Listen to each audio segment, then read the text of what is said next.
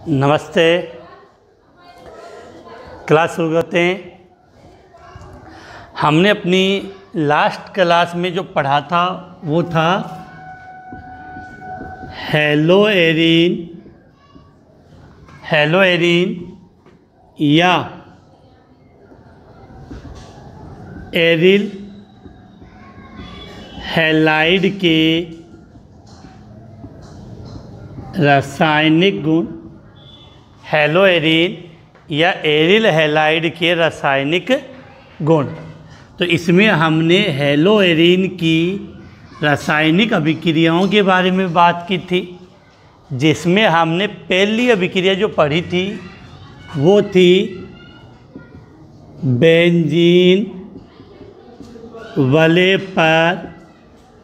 पहली जो अभिक्रिया थी उसका क्या नाम था? बेंजीन वलय पर इलेक्ट्रॉन स्नेही प्रतिस्थापन अभिक्रिया। तो बेंजीन वलय पर इलेक्ट्रॉन स्नेही प्रतिस्थापन अभिक्रिया हमने शुरू की थी, जिसके अंदर एक अभिक्रिया तो आपने क्या पढ़ी थी बेटा? हैलोजनीकरण। दूसरी अभिक्रिया हमने पढ़ी थी इसमें सल्फोनीकरण। तीसरी अभिक्रिया हमने इसमें पढ़ी थी बेटा नाइट्रीकरण। तीसरी अभिक्रिया हमने इसमें क्या ली है बेटा? नाइट्रीकरण।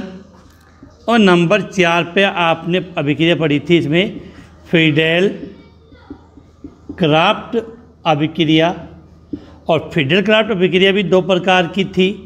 पहले का नाम दिया हमने एल्किलीकरण और दूसरे का नाम मैंने दिया एसिटिलीकरण। यहाँ तक की क्लास है हमने लास्ट कल वाली क्लास में पढ़ ली थी। कल वाली क्लास थोड़ी नेटवर्क के कारण थोड़ी सी लेट शुरू हुई थी, तो अब हम इसको आगे शुरू करते हैं कि इतनी पढ़ने के बाद इसकी दूसरी अभिक्रिया हमने लिखी है धातुओं के साथ। किसके साथ है बेटा? धातुओं के साथ अभिक्रिया है। तो मिटा रहा हूँ। करना क्या है? नोटबुक और पेन अपने साथ में रखें, क्योंकि उसके बिना आपको कुछ नहीं समझ में आने वाला। कि केवल अगर आप वीडियो देख रहे हैं तो वीडियो देखने से काम नहीं चलने वाला बेटा। साथ में नोटबुक और पेन साथ में रखें, जिससे आपको काफ़ी हद तक ईजिली समझ में आ जाए। तो आज अपना टॉपिक शुरू कर रहे हैं। क्या करना समझ गए? शेयर ज़रूर करना इसको सबके सब। जितने भी स्टूडेंट देख रहे हैं वो इस वीडियो को अभी शेयर कर दें, जिससे और भी स्टूडेंट जुड़ सकें। चलो अपने टॉपिक पे आते हैं। तो आज की जो अपनी सेकंड रिएक्शन है वो है बेटा धातुओं के साथ अभिक्रिया। धातुओं के साथ अभिक्रिया रिएक्शन विथ मेटल्स। धातुओं के साथ अभिक्रिया रिएक्शन विथ मेटल। और इसमें सबसे पहली जो रिएक्शन है वो है सोडियम द्वारा बाई सोडियम। तो यहाँ पर जो अभिक्रिया हम करवाएंगे वो किससे करवाएंगे? सोडियम धातु के द्वारा सोडियम के साथ अभिक्रिया करवाएंगे। अब बेटा शुरू कर रहे हैं तो कुछ 2-3 चीज़ें मैं कंसेप्टली बता दूं कि टॉपिक हम क्या पढ़ रहे हैं। हेलो एरीन के रासायनिक गुण। तो इसमें हेलो एरीन की हम अभिक्रिया पढ़ेंगे। हेलो एरीन की अभिक्रिया मतलब हेलो एरीन की अभिक्रिया हम विभिन्न धातु के साथ यौगिकों के साथ करवाएंगे। तो हेलो एरीन शब्द जैसे हम शब्द लिखे तो माइंड में सीधी बात क्लियर होनी चाहिए कि बेंजीन वलय के ऊपर क्या जोड़ दो? एक हेलोजन। बेंजीन वलय के ऊपर एक आप क्या जोड़ दो बेटा? हेलोजन जोड़ दो। इसको बोलते हैं हेलो एरीन। जब हम अभिक्रिया करवाएंगे, अब यहाँ X के स्थान पर आप FCl-Bri नॉर्मली हम क्लोरोबेंजीन ले लेते हैं। तो सोडियम द्वारा तो पहली अभिक्रिया हम इस हेलो एरीन की किसके साथ करवाएंगे? हेलो एरीन की सोडियम धातु के साथ करवाएंगे। तो यहाँ पर लैंग्वेज लिख रहा हूँ, हेलोएरिन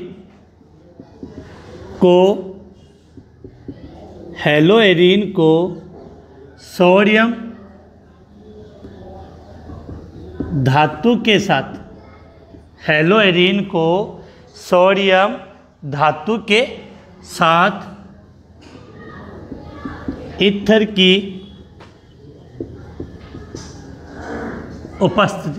की उपस्थिति में अभिक्रिया कराने पर डाइफेनिल प्राप्त होता है।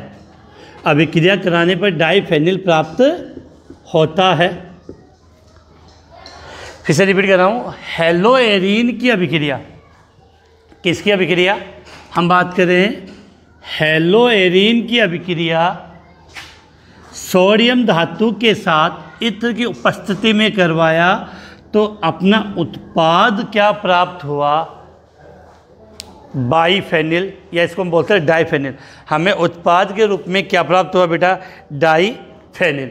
यहाँ आपको एक विशेष ही बात याद रखनी है कि जब हमने यहाँ यह अभिक्रिया करवाई तो इस अभिक्रिया को, इसे फिटिक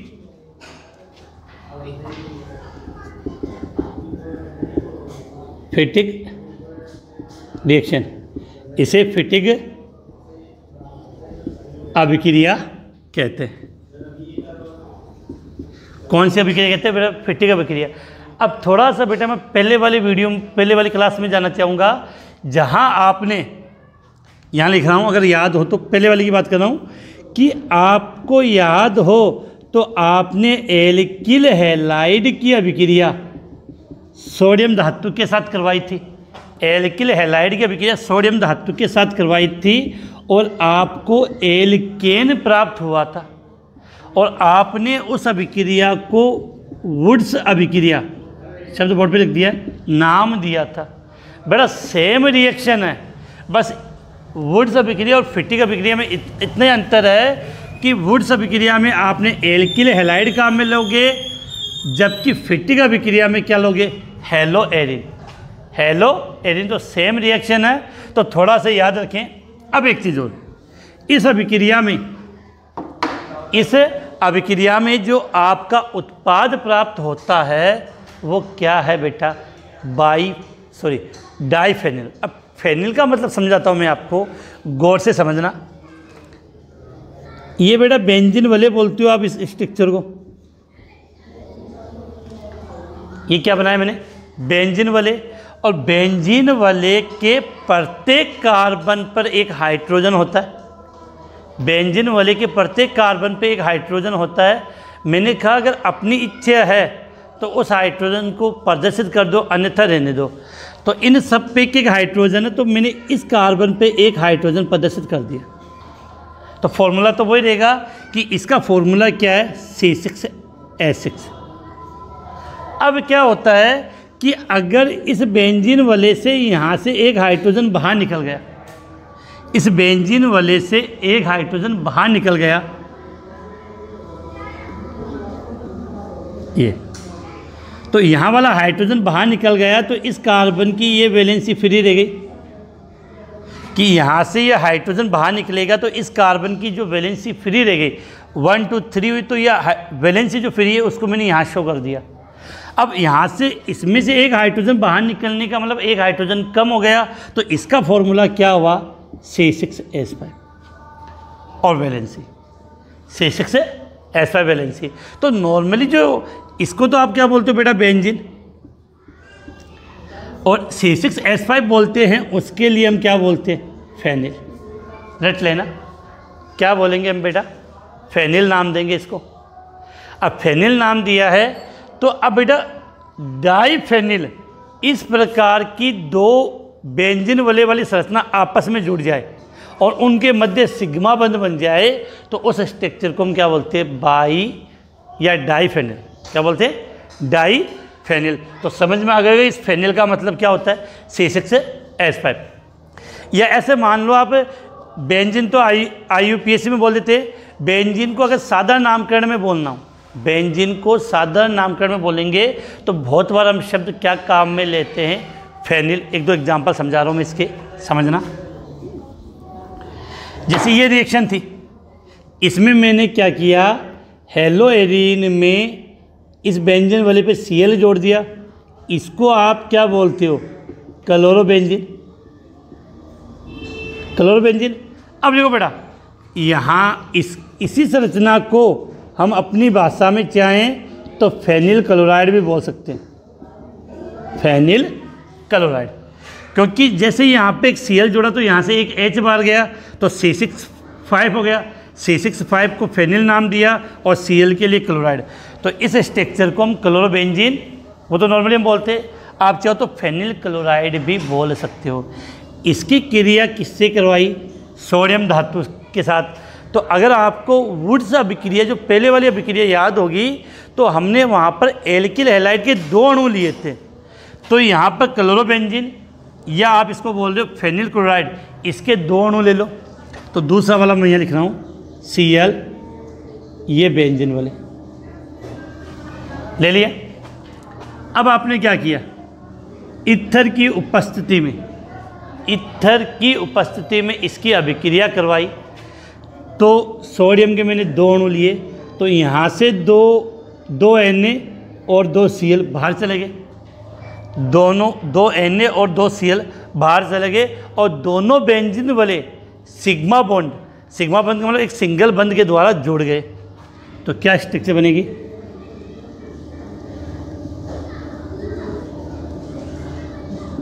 ये इसका नाम होता है बेटा डाइफेनिल। डाइफेनिल, और साथ में क्या बाहर निकल गया, -2NaCl, बाहर क्या निकल गया, 2NaCl। इस अभिक्रिया को हम फिटिक अभिक्रिया कहते हैं। इस अभिक्रिया को हमने नाम क्या दिया बेटा, फिटिक अभिक्रिया नाम दिया। फिर से रिपीट कर रहा हूँ, धातुओं के साथ अभिक्रिया हमने स्टार्ट की है रिएक्शन विथ मेथल। उसमें पहली रिएक्शन है सोडियम द्वारा या बाई सोडियम। तो हमने हेलोएरीन, या इसको आप क्या बोलते हो बेटा, एरिल हैलाइड। तो हेलोएरीन या एरिल हैलाइड की क्रिया सोडियम धातु के साथ ईथर की उपस्थिति में करवाने पर डाइफेनिल प्राप्त होती है। इस अभिक्रिया को फिटिक अभिक्रिया कहते हैं। तो उम्मीद है आराम से समझ में आ गई होगा। बिल्कुल आपने जो वुड्स अभिक्रिया पढ़ी थी सेम उसी प्रकार की है, बस वुड्स में तो आपने एल्किल लिया था और फिटिक में एरिल समूह, AR का मतलब एरिल। तो मिटा दो बेटा समीकरण को। अब इसके आप आगे बात करें। अब क्या होता है बेटा इसमें कि अगर यहाँ पर आपने दोनों तरफ एरिल हैलाइड लिया था या हेलो एल्केन लिया था, तो एक तरफ तो ले लूँ मैं एरिल हैलाइड, दूसरी तरफ ले लूँ एल्किल हैलाइड।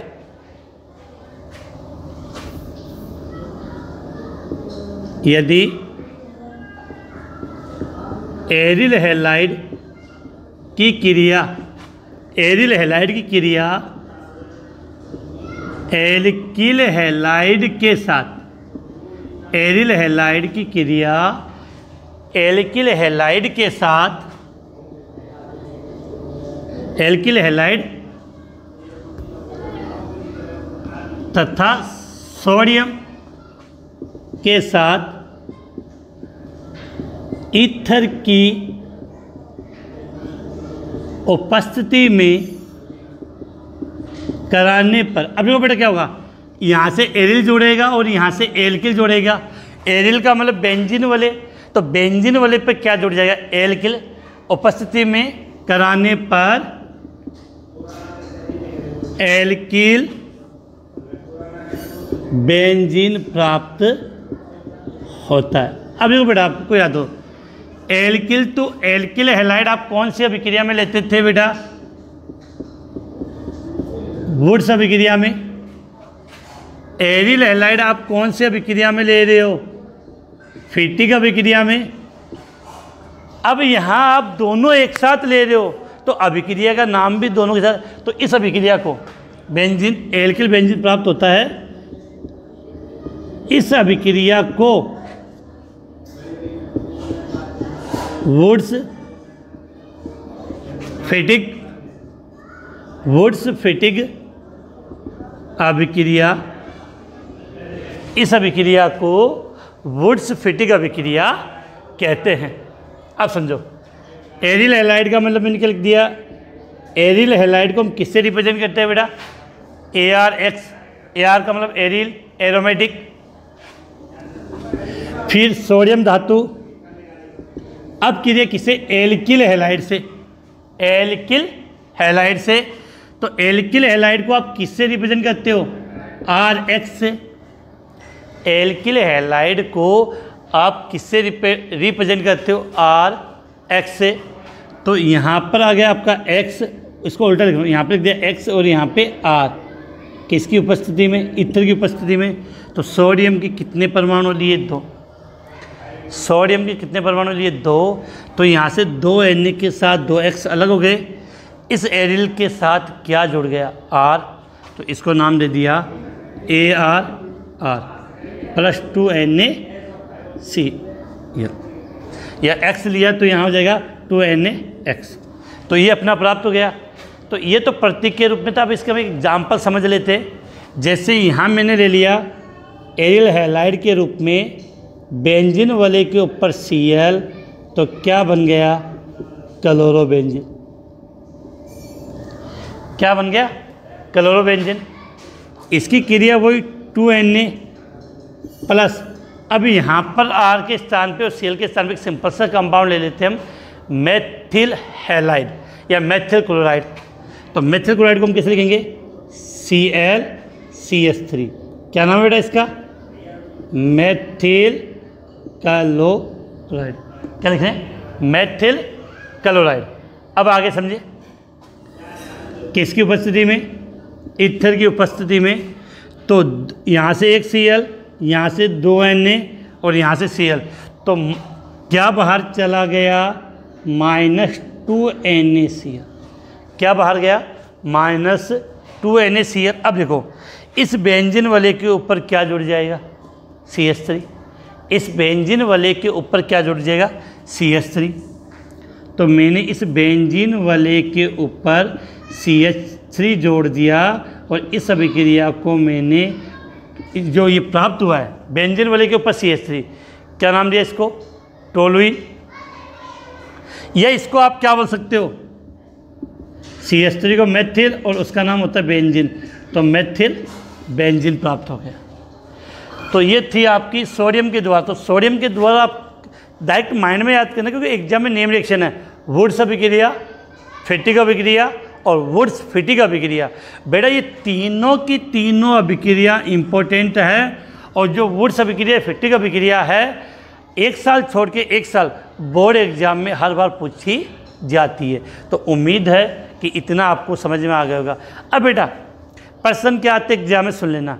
सीधा क्वेश्चन आ सकता है कि वुड्स फिटिग अभिक्रिया क्या होती है, फिटिग अभिक्रिया क्या होती है, या समीकरण देख के उत्पाद पूछ सकता है, या सबसे हाई लेवल का क्वेश्चन बनता है वो इस प्रकार से भी आपसे क्वेश्चन पूछ सकता है कि क्लोरोबेंजीन से क्या बनाओ, टोलुइन। तो वहाँ पर याद नहीं है कि कौन सी अभिक्रिया है, वहाँ तो फिर आप ज़्यादा याद करोगे तभी दिमाग काम में लेना है, कि दिमाग की बोलते हैं ना बत्ती उड़ जाएगी। ये क्वेश्चन इस प्रकार से आ जाता है कि क्लोरोबेंजीन से क्या बनाओ, टोलुइन बनाओ, तो वहाँ याद ही नहीं आती बच्चों को बोर्ड एग्जाम में कौन सी अभिक्रिया है। अब सुनना, क्लोरोबेंजीन का मतलब एरिल हैलाइड हो गया, और क्लोरोबेंजीन से आपने बनाया टोलुइन। टोलुइन का मतलब बेंजीन वाले के ऊपर CH3, बेंजीन वाले के ऊपर CH3 मतलब एल्किल बेंजीन बना। तो एल्किल बेंजीन बनता तो याद कर लेना वो कौन सी अभिक्रिया है, वुड्स फिटिग अभिक्रिया है। कौन सी अभिक्रिया है, वुड्स फिटिग अभिक्रिया है। कौन सी अभिक्रिया नाम दिया बेटा इसको, वुड्स फिटिग अभिक्रिया। तो उम्मीद है सोडियम की ये जो 3 रिएक्शन है वो आपको ईजिली समझ में आ गई होगी।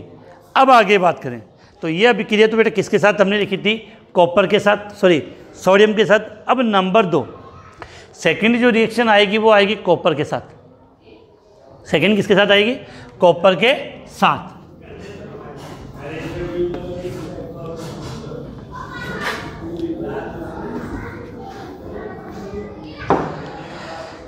तो नंबर 2 रिएक्शन लेते हैं बेटा। कॉपर के साथ थोड़ी सी अभिक्रिया इंपॉर्टेंट है, तो इसमें सेकेंड जो रिएक्शन थी 2 नंबर पे, कॉपर के साथ विथ कॉपर मेटल। अब कॉपर के साथ है तो बेटा कॉपर के साथ जो अभिक्रिया करवाते हैं, पहले बात याद कर लेना कि कॉपर के साथ इसमें भी उत्पाद क्या बनता है? डाइफेनिल बनता है। याद करवाने के लिए लिख रहा हूँ, लैंग्वेज हम अलग से लिखेंगे। कॉपर के साथ भी अभिक्रिया कराएंगे, डाइफेनिल बनता है, और इस अभिक्रिया को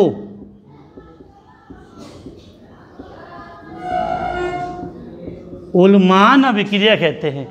इस अभिक्रिया को मैंने क्या नाम दिया है? उल्मान अभिक्रिया नाम दिया। इस अभिक्रिया को उल्मान अभिक्रिया कहते हैं। अब देखो, और ये अभिक्रिया होती है बेटा आइडोबेंजीन की। किसकी? तो ऐसे लिखेंगे, यदि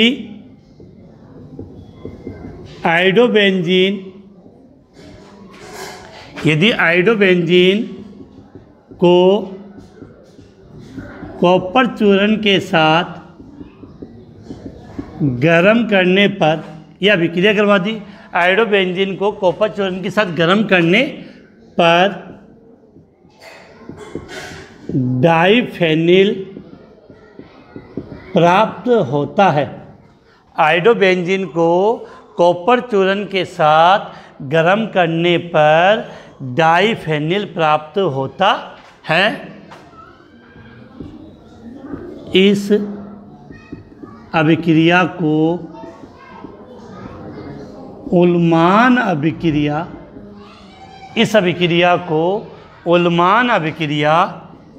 कहते हैं।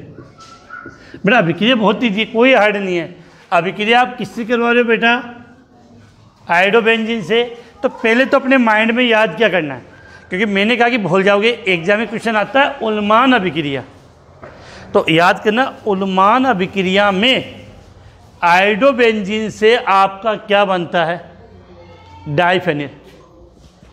उल्मान अभिक्रिया में आइडोबेंजीन से डाइफेनिल बनता है, और कॉपर धातु के साथ इसकी अभिक्रिया होती है। तो समझा दूँ मैं इसको यहाँ पे कि आइडोबेंजीन बनाना है, तो सेम तरीका बेटा वही है उसकी तरह कि आइडोबेंजीन के 2 अणु लिए आई, क्रिया करवाई कॉपर के साथ। या तो आप ये ऐसे लिख दो आइडोबेंजीन, या अभिक्रिया समझने के लिए होता है कि इस एक और आइडोबेंजीन को मैं इधर लिख रहा हूँ,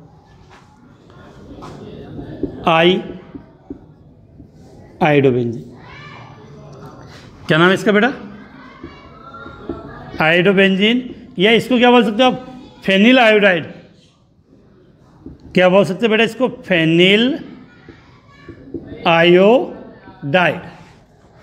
अब कॉपर चूर्ण के साथ है तो बेटा यहां से क्या बाहर गया? CuI2।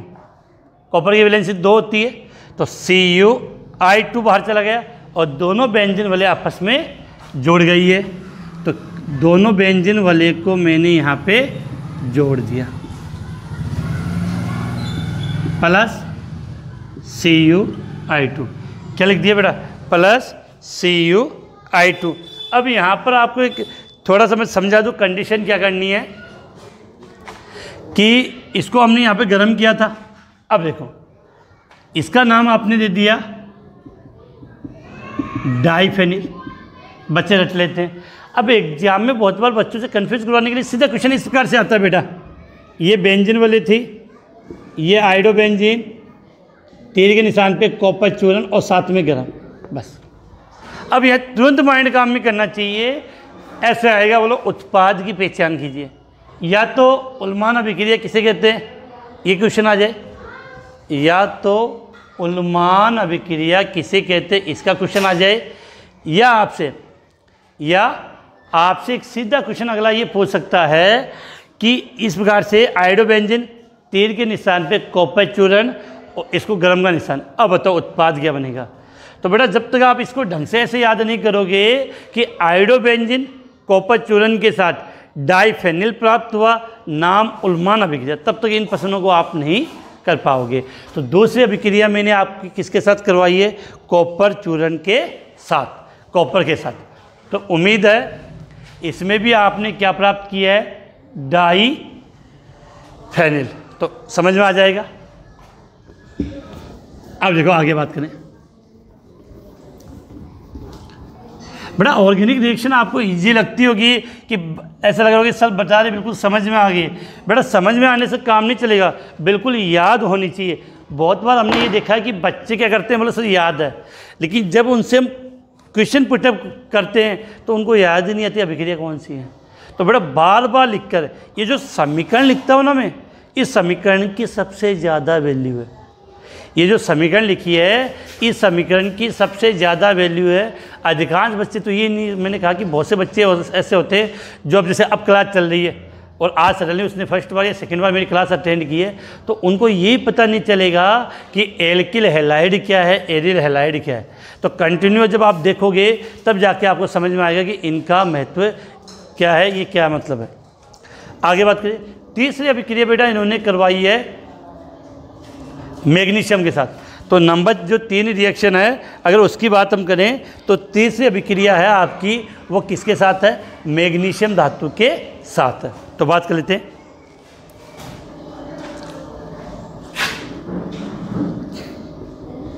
तीसरी अभिक्रिया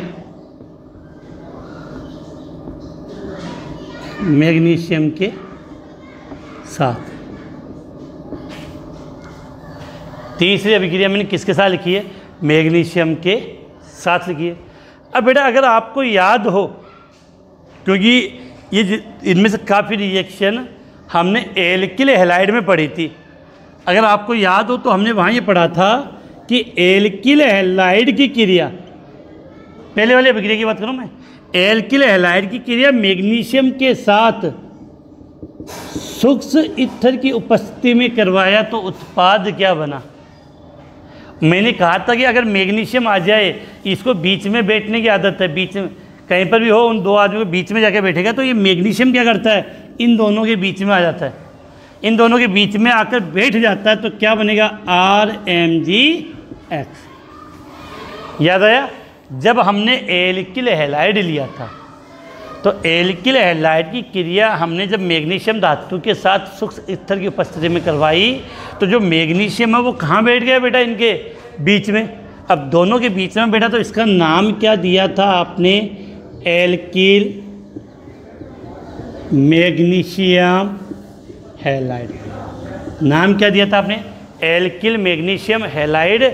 और यह एक अभिकर्मक है जिसका मैंने पर्टिकुलर नाम आपको बताया तो कहा था इम्पोर्टेंट है, याद करना है। बेटा 1-2 के अलावा किसी को याद ही नहीं आता। और कुछ बच्चे तो ऐसे थे कि किसी एक ने कमेंट्स कर दिया, हाँ इसने ये आंसर लिखा है तो मैं भी उसका आंसर देकर लिख दूंगा। अब उसको ये पता नहीं कि इसने सही लिखा है या गलत लिखा है, बस वो उम्मीद करेगा कि उसने कमेंट्स में जो लिखा वो सही है तो मैं भी लिख देता हूँ। इसका क्या नाम था बेटा? याद आया तो गिन्यार अभिकर्मक। क्या नाम है? गिन्यार अभिकर्मक। तो ये रिएक्शन आपने पहले पढ़ी थी। अब ऐसे के ऐसे रिएक्शन हम यहां पढ़ रहे हैं।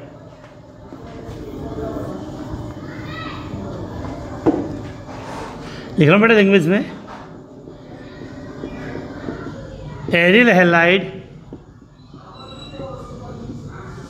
मैग्नीशियम के साथ, एरिल हैलाइड मैग्नीशियम के साथ सूक्ष्म ईथर की उपस्थिति में, एरिल हैलाइड मैग्नीशियम के साथ सूक्ष्म ईथर की उपस्थिति में क्रिया करके, कहाँ था मैग्नीशियम बीच में? एरिल मैग्नीशियम हैलाइड, एरिल को लिखे हुए AR से, मैग्नीशियम को Mg और हैलाइड को X से, तो ArMgX बनाता है। और मैंने ये कह दिया कि ये एरिल मैग्नीशियम हैलाइड है, इसको आप क्या बोल सकते हो बेटा? गिन्यार अभिकर्मक। एग्जाम्पल समझते हैं। जैसे मैंने यहाँ पर बेटा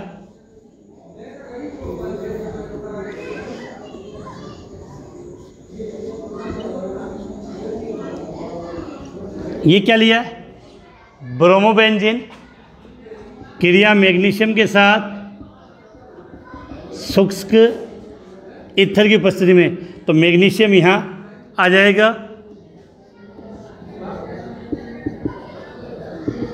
तो नाम क्या हो गया, एरिल का मतलब बेंजीन है यहाँ पे, तो या फेनिल बोल सकते हो, ज़्यादा कंफर्टेबल देगा फेनिल, तो इसको फेनिल भी बोल सकते हैं यहाँ पे, फेनिल मैग्नीशियम ब्रोमाइड। क्या नाम दिया, फेनिल मैग्नीशियम ब्रोमाइड। इसी प्रकार से अगर आपने यहाँ पे आयोडोबेंजीन या फेनिल आयोडाइड, मैंने एक दूसरा नाम भी बताया था आपको, फेनिल आयोडाइड, या क्या बोल सकते बेटा इसको, आयोडोबेंजीन क्रिया Mg के साथ वह शुष्क ईथर की उपस्थिति में, शुष्क ईथर की उपस्थिति में, तो मैग्नीशियम क्या होगा, बीच में बैठ जाएगा यहाँ पे,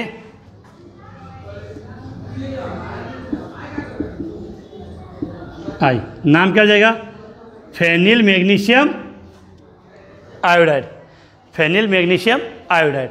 अब बेटा आपको एक विशेष बात बताऊँ, अगर जब हम क्लोरोबेंजीन से अभिक्रिया कराएं, क्लोरोबेंजीन से अभिक्रिया करवाते हैं तो अभिक्रिया तो ऐसी होगी, लेकिन वहाँ शुष्क ईथर के स्थान पे क्लोरोबेंजीन से अभिक्रिया करवाते हैं तो वहाँ पर शुष्क ईथर के स्थान पर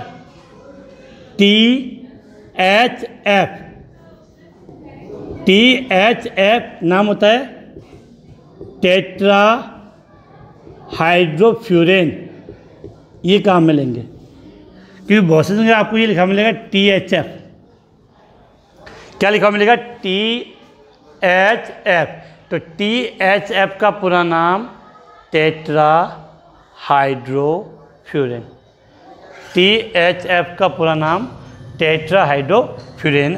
तो जब क्लोरोबेंजीन की अभिक्रिया करवाई जाती है, थोड़ा मिटा लेते हैं बड़ा जगह हो जाए, कि ये ली क्लोरोबेंजीन अभिक्रिया मैग्नीशियम, तो यहाँ उत्प्रेरक के रूप में या किसकी उपस्थिति में अभिक्रिया, टेट्राहाइड्रोफ्यूरेन, टेट्राहाइड्रोफ्यूरेन, तो मैग्नीशियम। बाकी आप समझ आ रहे हो कि उत्पाद क्या बनेगा यहाँ पे, तो MgCl, नाम क्या हो जाएगा, फेनिल मैग्नीशियम क्लोराइड। उत्पाद क्या बन गया बेटा, फेनिल मैग्नीशियम क्लोराइड।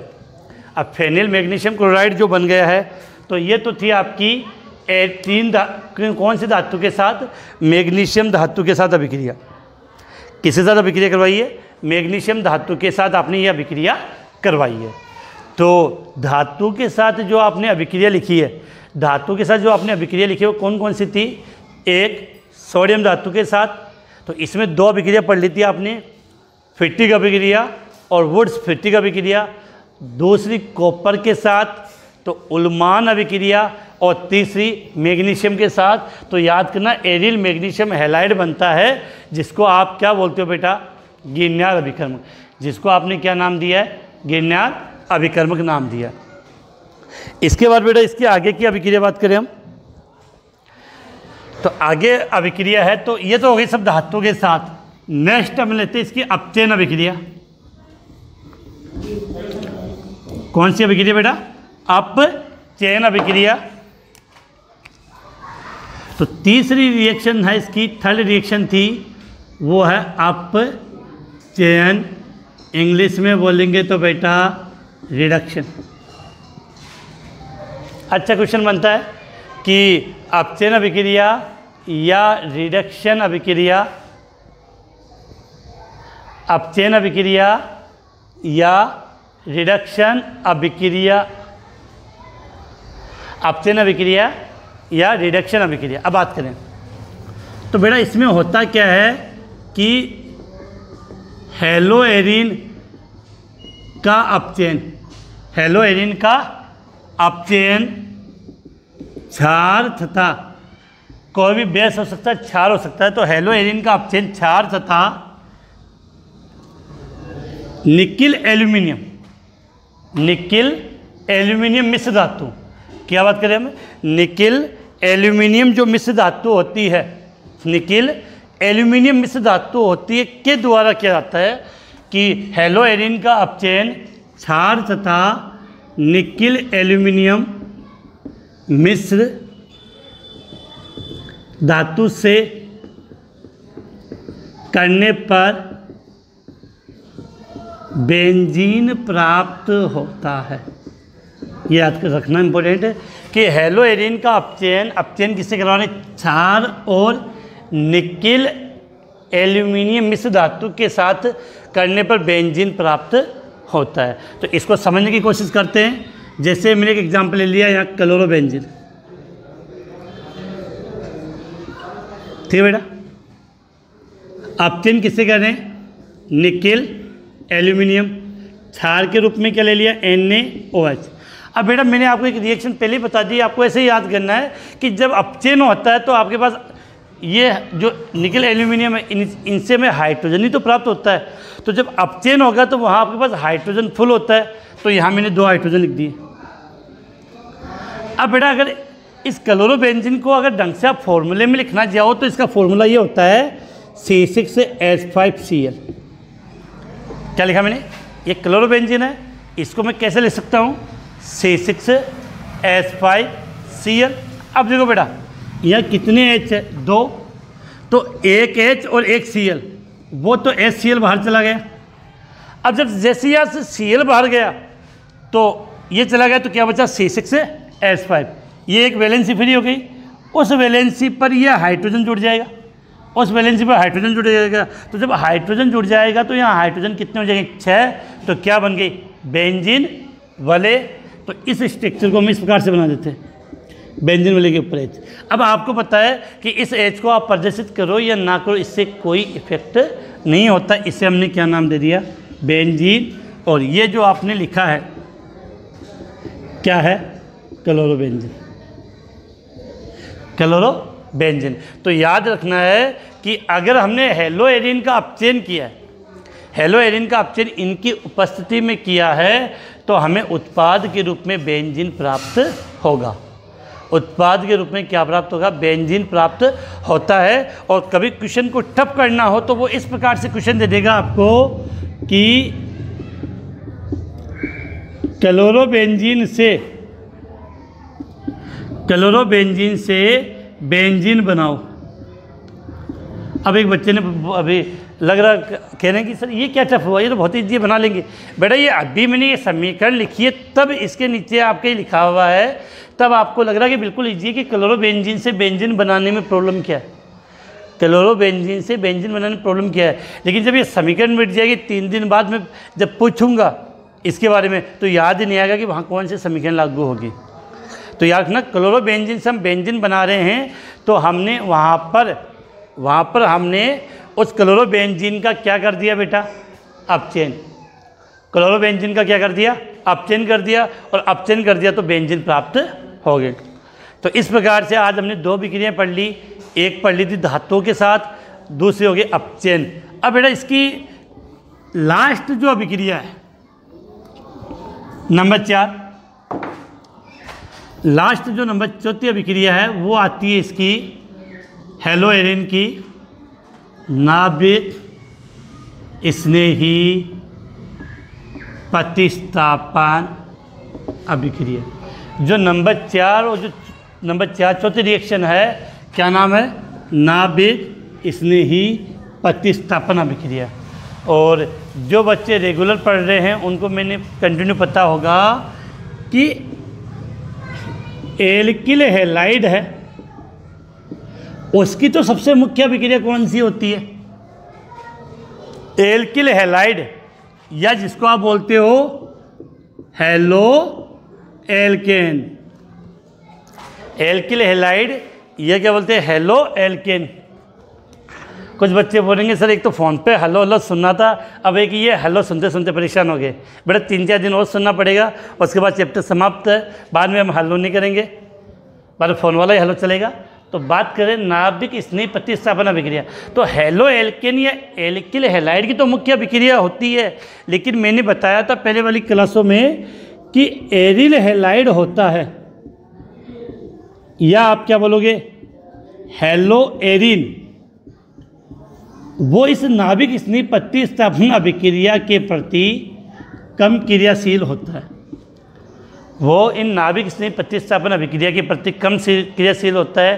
क्या कारण है? एक बच्चे ने एक दिन किसी ने क्वेश्चन में पूछा था, तो वो उसका अगले वाली क्लास में आ जाएगा। तो इसके आगे की बात बेटा हम कल कराएंगे अपनी नेक्स्ट क्लास में। उम्मीद है इतना समझ में आ गया होगा। और बेटा पढ़ो, क्योंकि टाइम है वो ऐसे निकल जाएगा। आज आपको बताएं कि 11 अगस्त हो गई है, तो टाइम इतना जल्दी निकल जाएगा कि आपको पता ही नहीं चलेगा। इसलिए इसको ढंग से रटे, क्योंकि चैप्टर होने में टाइम लगता है। बड़े चैप्टर है ये, हेलो एल्किन और हेलो एरिन हेलोजन वितरण वाला चैप्टर, वो काफ़ी बड़ा है। 15-20 दिन 25 दिन अपनी नॉर्मल क्लास में लग जाता है, तो ऑनलाइन क्लास में तो और ज़्यादा टाइम लग जाता है। इसके बाद देखेंगे कौन सा चैप्टर। बेटा 3 या 4 दिन का चैप्टर बचा है, जल्दी से फिनिश करेंगे। फिर एक दिन इसका लूँगा, इस बार टेस्ट है। टेस्ट में इस बार ज़रूर चेक करूँगा कि कौन कौन बच्चा टेस्ट प्रजेंट होता है। इसके अलावा इस बार जब टेस्ट लूँगा तो बेटा कन्फर्म कह रहा हूँ नंबर ज़रूर सुनाऊँगा, क्योंकि आप मुझे व्हाट्सएप पे अपनी नोट फोटो खींच के भेजते हो, प्रॉब्लम आती है। लेकिन इस बार जब टेस्ट लूँगा तो टेस्ट के नंबर ज़रूर सुनाऊँगा। और जो टेस्ट है वो भी मैं बता देता हूँ अगले सोमवार को।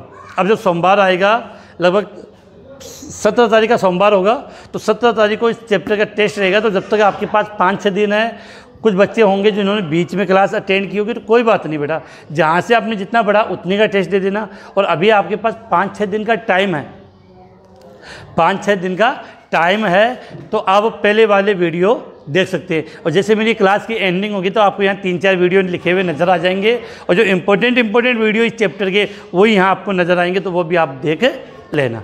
इसी के साथ बेटा अपनी क्लास समाप्त है आज की।